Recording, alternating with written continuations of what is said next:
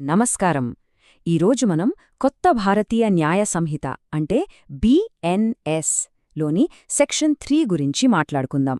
దీన్ని సింపుల్గా చెప్పాలంటే మొత్తం క్రిమినల్ చట్టానికి బ్రెయిన్ లాంటిది. ఒక నేరాన్ని చట్టం ఎలా చూస్తుంది, ఎలా ఆలోచిస్తుంది అనేది ఈ ఒక్క సెక్షన్తోనే మనకు తెలిసిపోతుంది. రండి దీని లోతుల్లోకి వెళ్దాం. ఈ విషయం తేలికగా అర్థం కావాలంటే మనం సురేష్, రామయ్య అనే ఇద్దరి మధ్య జరిగిన ఒక సంభాషణ తీసుకుందాం. సురేష్ ఏమంటాడంటే, రామయ్య, సెక్షన్ 3 అంటే చట్టం ఎలా ఆలోచిస్తోందో చూపించే ఒక బ్లూప్రింట్ లాంటిదిరా. చూడండి, ఆ ఒక్క మాటలోనే ఈ సెక్షన్ పవరేంటో మనకు తెలిసిపోతోంది.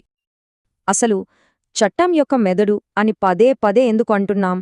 సెక్షన్ 3 ఒక నేరాన్ని ఎలా చూస్తుంది? దాని వెనకున్న అసలు సూత్రమేంటి? చాలా సింపుల్. ఒక నేరం జరిగినప్పుడు కోర్టులు మూడు విషయాలు చూస్తాయి. 1, ఎవరైనా కావాలని ఏదైనా చేశారా? 2, చెయ్యాల్సిన ఒక ముఖ్యమైన పనిని చెయ్యకుండా నిర్లక్ష్యం చేశారా? లేదా ఈ 2 కలిపి జరిగాయా? ఈ బేసిక్ ప్రశ్నల మీదే ఒక వ్యక్తి నేరస్తుగా కాదని డిసైడ్ చేస్తారు. ఇది వినగానే మన రామయ్యకు ఒక డౌటొచ్చింది. సురేష్, నేనొక పని చేశానా లేదా చెయ్యలేదా అనేది కోర్టుకు ఎందుకు అంత ముఖ్యం అని అడిగాడు. ఇది చాలా సహజమైన సందేహం. సమాధానం చట్టం చూసే విధానంలోనే ఉంది.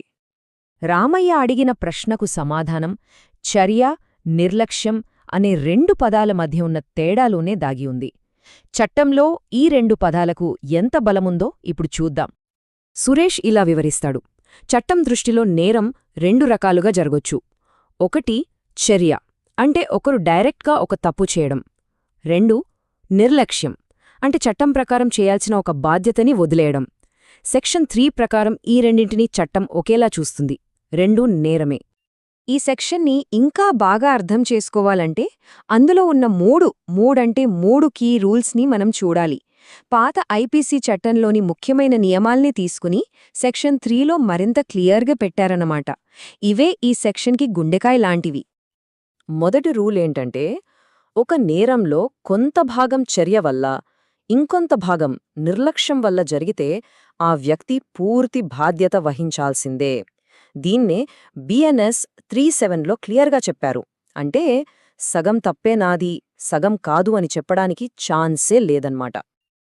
ఈ ఉదాహరణ చూస్తే ఇంకా క్లియర్గా అర్థమవుతుంది. మన రామయ్య ఏం చేశాడు? తన గేదెకి గట్టిగా తాడు కట్టాడు. ఇది ఒక చర్య. ఆ తర్వాత టైంకి నీళ్లు పెట్టడం మర్చిపోయాడు. ఇది నిర్లక్ష్యం. ఇప్పుడు చూడండి, ఈ 2 కలవడం వల్లే ఆ గేదె చనిపోయింది. కాబట్టి రామయ్యే పూర్తి బాధ్యుడు. అసలు ఈ రూల్ ఎందుకు ఇంత ఇంపార్టెంట్? ఎందుకంటే నిజ జీవితంలో చాలా నేరాలు ఇలానే జరుగుతాయి. కొన్ని పనులు చేయడం వల్ల, కొన్ని పనులు చేయకపోవడం వల్ల. ఈ రూల్ వల్ల నేను కేవలం చిన్న తప్పే చేశాను అని ఎవ్వరూ తప్పించుకోలేరు. ఇక రెండో రూల్ చూద్దాం. దీన్నే బిఎన్ఎస్ 3ఏలో పెట్టారు. ఒక పెద్ద నేరంలో చాలామంది చిన్న చిన్న పనులు చేస్తే వాళ్లందరూ కలిసి ఆ నేరం చేసినట్టే లెక్క. పాత ఐపీసీలో దీన్నే కామన్ ఇంటెన్షన్ అనేవాళ్లు. ఊళ్ళో జరిగిన ఒక గొడవను ఊహించుకోండి. ఒకడు ఆయుధమిస్తాడో, ఇంకొకడు బాధితుడిని బెదిరిస్తాడో, మరొకడు కత్తి అందిస్తాడో, నాలుగోవాడు కొట్టండి వాడిని అని రెచ్చగొడతాడు. ఇక్కడ చూడ్డానికి ఒక్కొక్కరి పని చిన్నదే అనిపించొచ్చు. కాని చట్టం దృష్టిలో వీళ్లందరూ ఆ నేరంలో భాగస్వాములే. అందరూ దోషులే. పోలీసులు దీన్ని ఎలా వాడతారంటే, ఒక గుంపుకి కామన్ ఇంటెన్షన్ అంటే ఉమ్మడి ఉద్దేశం ఉందని ప్రూవ్ చేస్తారు. దాని బేస్ మీద ఆ క్రైమ్లో ఇన్వాల్వ్ అయిన ప్రతి ఒక్కరిని లోపలేస్తారు. ఇది వాళ్ల దర్యాప్తులో చాలా పవర్ఫుల్ టూల్. ఇప్పుడు మూడో రూల్, బిఎన్ఎస్ 39. ఇది చాలా ఇంట్రెస్టింగ్. ఒకే తప్పులో పాలు పంచుకున్న వ్యక్తులు వాళ్ల ఉద్దేశ్యాలను బట్టి వేర్వేరు నేరాలకు దోషులుగా తేలొచ్చు. ఈ ఉదాహరణతో ఇది చాలా క్లియర్గా అర్థమవుతుంది. రంగయ్య, చందు ఇద్దరూ ఒకే గుడిసెలోకి వెళ్లారు.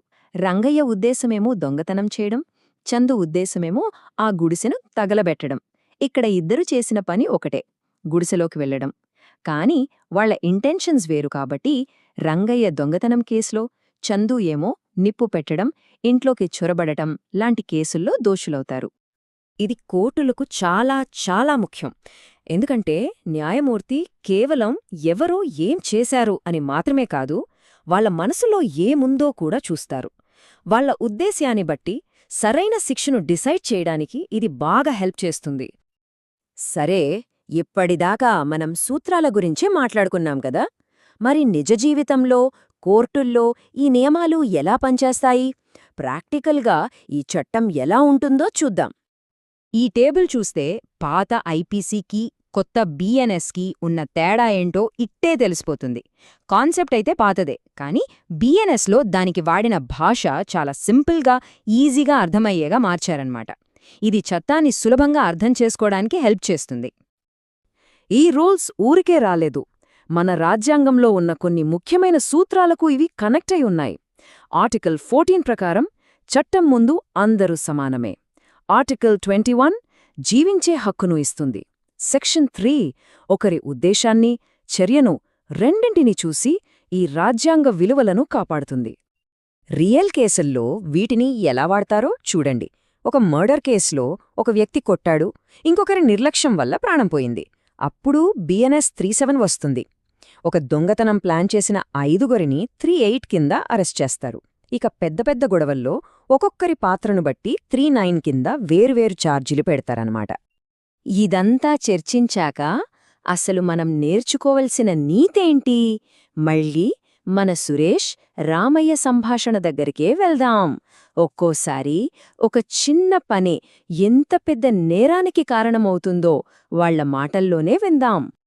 సురేష్ ముగింపుగా ఇలా అంటాడు, రామయ్య, బాగా గుర్తుపెట్టుకో, చట్టం నువ్వు చివరికి చేసిన పనిని మాత్రమే చూడదు. నువ్వు డైరెక్ట్గా చేశావా, చేయాల్సిన పని చెయ్యకుండా వదిలేశావా, లేదా పక్కనుంచి కొట్టు అని రెచ్చగొట్టావా, ఇవన్నీ లెక్కలోకొస్తాయి. అప్పుడు రామయ్యకు బల్బు వెలిగింది.